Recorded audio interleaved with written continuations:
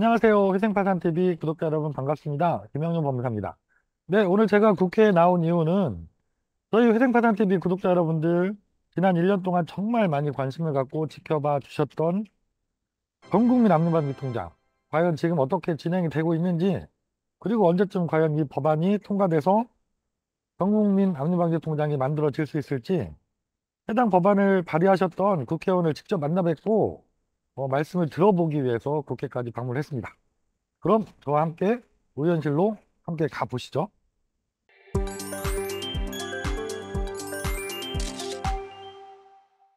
구독자 여러분들 정말 많이 기대하고 계신 우리 전국민 압류방지 통장 법안을 국회에 발의하셨고, 또 누구보다도 이 법안 통과를 위해서 애쓰고 계신 우리 오기영 국회의원님 오늘 모셨습니다. 의원님 간단하게 소개 부탁드립니다. 네, 반갑습니다. 국회 정무위원회 위원입니다. 오기형입니다. 지난 4년 내내 국회 정무위원회에서 일했었고 지역구는 도봉을입니다.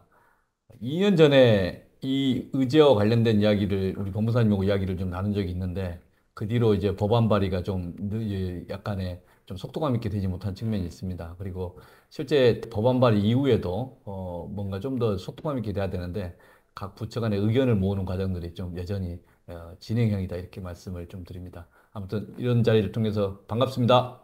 네, 의원님 방금 전까지도 국회 본회의 참석하시고 이렇게 부랴부랴 막 뛰어오셔서 저희 그 촬영을 하고 계십니다.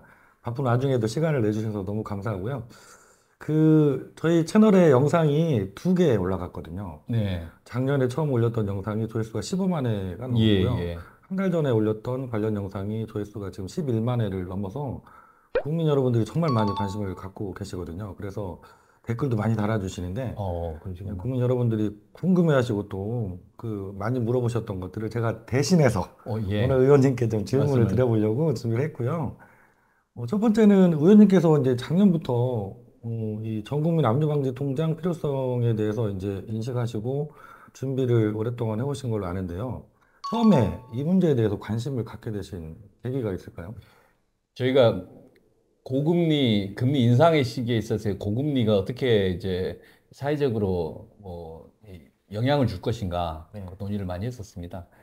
거의 한 3% 상당의 금리가 갑자기 기준금리가 올랐지 않습니까? 네, 네. 근데 그에 따른 이제 사회적 여파, 특히 이제 가계부채에 대한 영향이 크지 않을까 해서 그래서 저희가 가계부채에 관련된 별도 TF를 민주정책에서 꾸렸고요. 네. 그 TF를 제가 좀 그 간사 역할을 좀 했었습니다. 음, 근데 과정 속에서 이제 몇 가지 의제 중에 이 가계부채와 가계부채에 대한 영향으로 인한 파산 또는 기업 회생, 그 논의가 되면서 이제, 이 압류가 너무 광범위하게 이루어진 것이다라고 하는 지적들을 좀 들었었습니다. 그래서 이제, 요건 좀 제도적으로 한번 추진해보자. 네. 압류가 일반적으로 이루어지고 있지만 그 음, 속에서의 이제 어려움들이 있더라.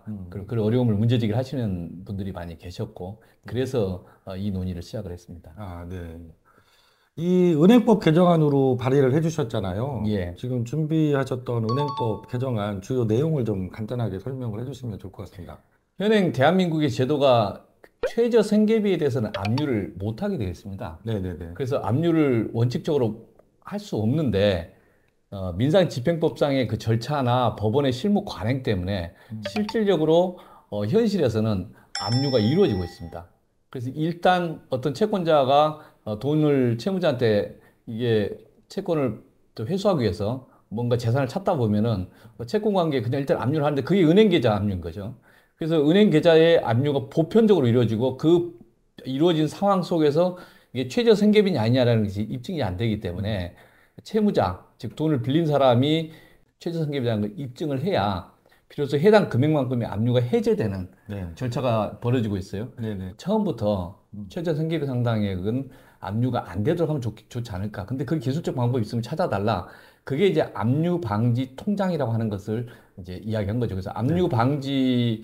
압류가 아예 안 되는 최저생계비 상당액의 별도 계좌를 하나씩 만들 수 있도록 하고 그 계좌는 처음부터 압류를 못하게 하면 되는 거 아니냐 기술적으로. 네. 이제 그 발상이 압류 방지 계좌였습니다. 제출해 주신 개정법안은 은행법 시중은행에만, 개정안입니다. 그래서 네. 은행에 대해서만 일단 적용되는 것이고, 네. 그래서 은행만 이제 계좌 하나 개설하면 금융권이 서로 통일적으로 해서 이 음. 은행에서 네. 계좌 개설된 그 최저 생계비 상당액에 대해서는 압류를 못하게 하는 거죠. 음. 근데 왜 은행만 그런 걸 허용하냐?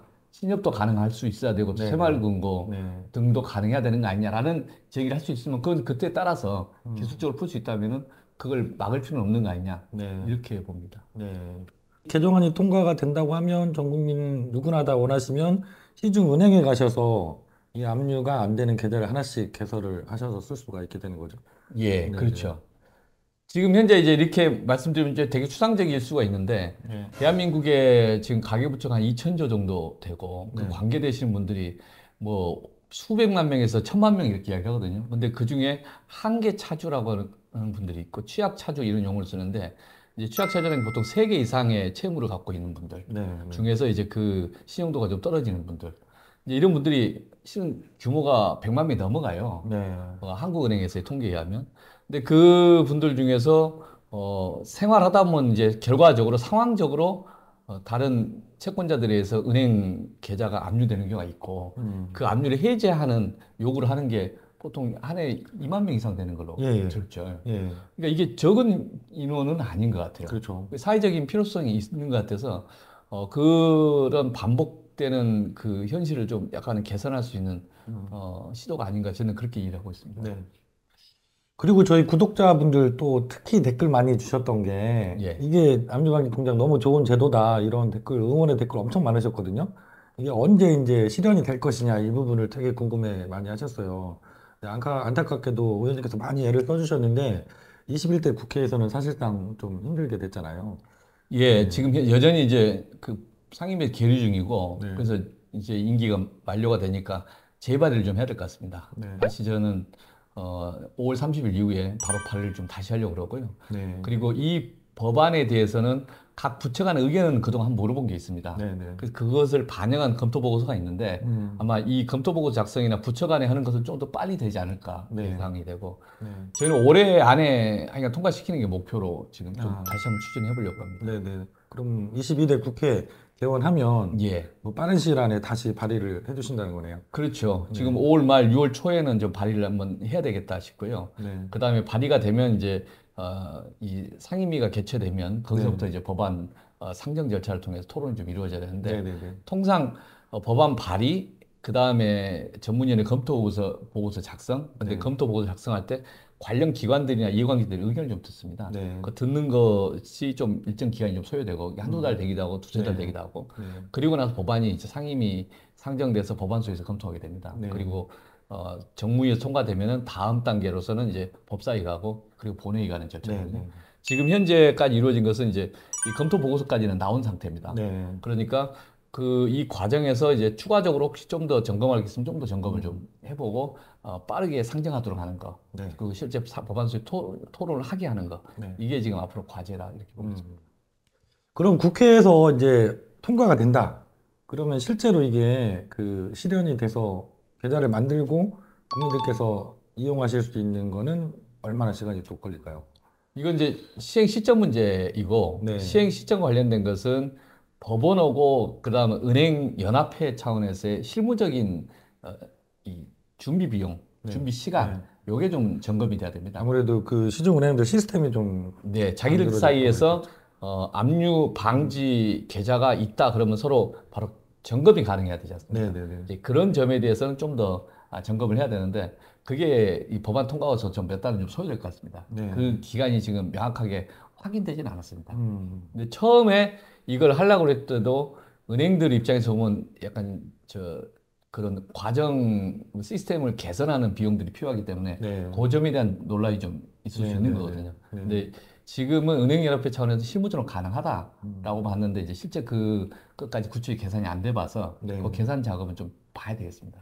두 번째는 이와 관련돼서 진행을 할 경우 이제 다른 이제 제2금융권이나 또는 이제 법원과의 관계에서 어떤 점검이 가능하냐. 네. 요것도 좀 더 보완이 필요할 수는 있습니다. 그래서 요 지점까지를 고려해서 보통 몇 달을 소요된다 이렇게 이야기를 하기 때문에 지금 저희는 이제 법안 발의하고 나서 바로부터 그런 것까지 같이 좀 점검해 보도록 좀 속도를 하려고 합니다. 네.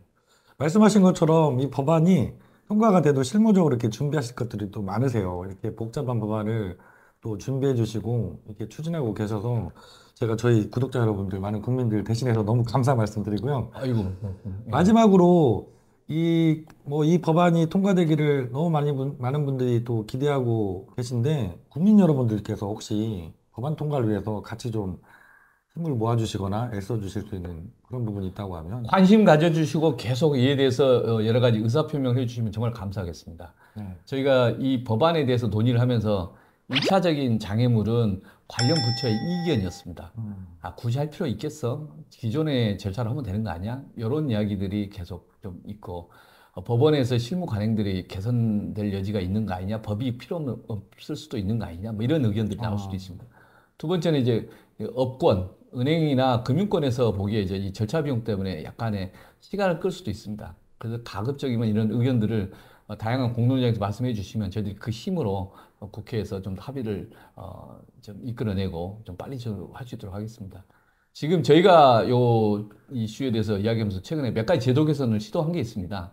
요 배경에는 우리 사회가 부채가 너무 많아요. 대한민국에서 이제 부채와 관련된 것들이 지금 아까 가계부채만 2천조 이야기했는데 네, 네. 그게 1,000만 명 가까이 되거든요. 어. 근데 이분들에서 경제적으로 좀 이 여력이 있는 분들도 있는데 한 100만 명, 200만 명의 그 있는 분들은 실제 생활 자체가 되게 어렵고 그게 이제 금리가 올라간 것에 따라서 사실상 파산, 기업, 개인 회생 또는 이제 신용회복 그 위원회에다가 어떤 네. 이제 개인 워커 비슷한 절차를 추진한 이런 이제 빈도수 내지는 신청 네. 건수가 네.